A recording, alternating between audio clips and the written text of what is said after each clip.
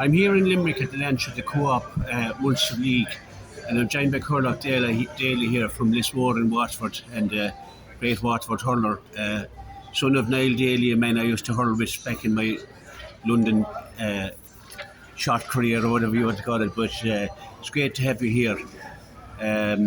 Long drive up from Waterford today in this weather. Yeah, no, I actually had an exam this morning For maths, but it was fairly convenient because Davey asked me to actually do this because I was the only fella in actually Limerick, today, so it's just handy because I was doing an exam, so I was able to get over. So Owen collected me there and brought me over. That's handy. So yeah. So because the roads are treacherous out there. I'm driving up from in the snow. You mentioned Davey. Davey's back again. His first year. You won't have known him from his last term, But how are things going with Davey? Yeah, good. Yeah. Suppose we're back training now in a few weeks. I think we went back officially on the 25th of November. Training's going well. The atmosphere is actually very good in the camp. I think there's 7 or 8 new young fellas that actually came in and really going well now. They're really driving on the older fellas, and just everyone's really driving each other on. And are you back training now? Yeah, we're back training. Yeah. Snow, every other county is back as well. Too much December snow, ice can't be easy, or you just relish it? Sure, I suppose it's not meant to be easy. I suppose every pre-season is going to be hard. You can only prepare the best way you can come when the championship comes around.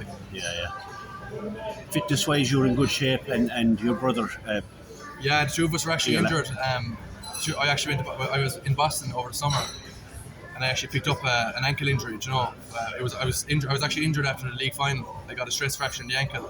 I went over to Boston, then it made it worse.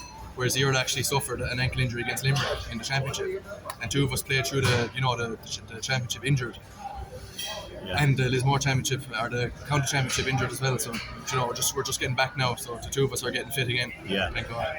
David, delighted with that news anyway, because you were playing superb hurling last year, and winning the league was a great achievement. I suppose the championship didn't go so well for you. It's unexplainable. I'm not really going to put you on the spot about it. I'm sure you want to put it behind you, I suppose. Well, I suppose against Cork now, we just didn't show up in the day. Look, I suppose when you don't show up in the day, teams in Munster are going to punish you. The teams like Cork, teams like Limerick, Tip, Clare, they'll punish you when you don't perform. I suppose it was 3 weeks as well where we did a kind of hard training. I wouldn't say that was the reason why. It was just I just think we just didn't show up in the day, and that was just the reason. We kind of went up to Clare then the week after. Confidence was low. We were kind of fighting a lonely battle. That's right. I suppose the highest win in the league, and you were on flying form. When it just doesn't happen, nobody can explain it. It happens. But you'll be anxious to atone for that now, and I'm sure that's what Davey is driving you to. Obviously, we're hoping we'll do well when the league and the championship comes around. I suppose we can only prepare the best way we can and see where that takes us then. Ballygunner are flying at the moment, Munster champions again, hoping to claim their title. Is that a big bonus for Waterford? Obviously, has to be. Yeah, it's a big bonus. Look, they're an amazing club, Ballygunner. The standards that they have in the club, the culture that they have. The fact that they're able to win it last year and then go this year again unbeaten is just, it's absolutely amazing. They're just a brilliant club. I suppose I have nothing but respect for them. Yeah, you had great coverage yourself, fairly small this year. I think you did fairly well.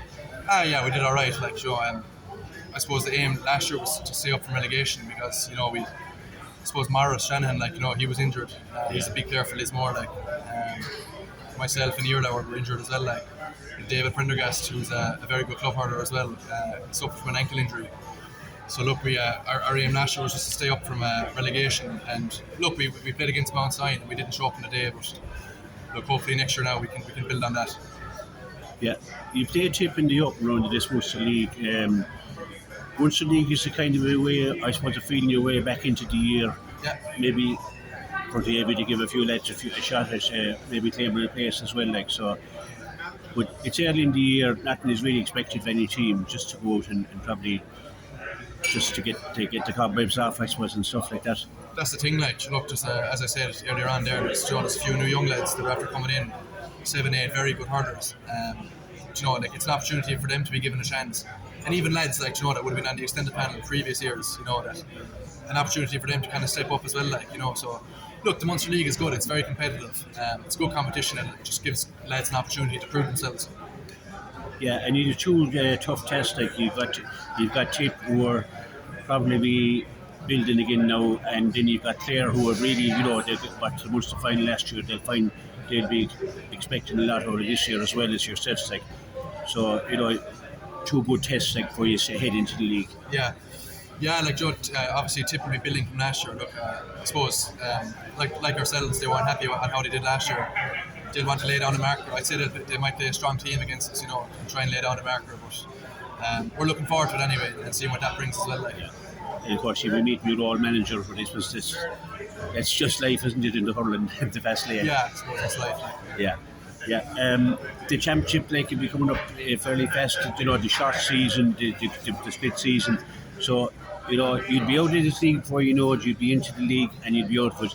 Then you've got the championship, 4 hard games in Munster, 3 hard games each team in Munster. You play each other, and so it'll be no break. Is really what I'm saying. No break. Yeah, actually. Obviously, inter-county nowadays, it's very hard. Like, but I think like it's about like between the league and the championship last year, recovery is key. I think between each game, it's about getting that right. Like buying into everything. I suppose I'm after learning a lot from last year in terms of that. Like just about getting the recovery right and everything else. Can I just ask you one question about your injury and your brother's injury? I noticed in my own club, my own county, it seems to be an awful lot of injuries.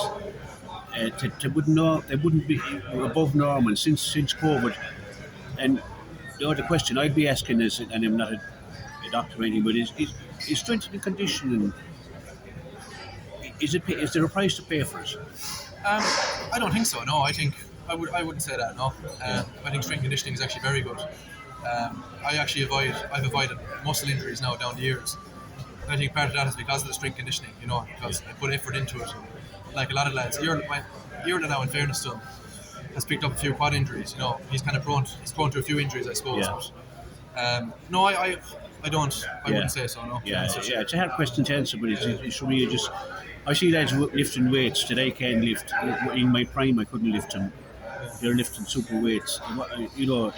Amateur sport is, But you've answered the question very well, anyway. So I just wondered about that in injuries and all that. But it's very competitive now. No time for rest, and you said like that recovery is the key. With such hard and fast games coming up now. Yeah. It's all about management, isn't it? Yeah, it's just, as I said, it's all about recovery. Like, it's all about just like after a match, like even things like getting a good night's rest, or even going to the sea, and getting good recovery and doing your activation and all that stuff. I think that's all very important. Like or else you're bound to pick up injuries if you're not buying into everything. Like. Yeah. Most people this time of the year, myself included, we look forward to the Christmas and Christmas Day and all that.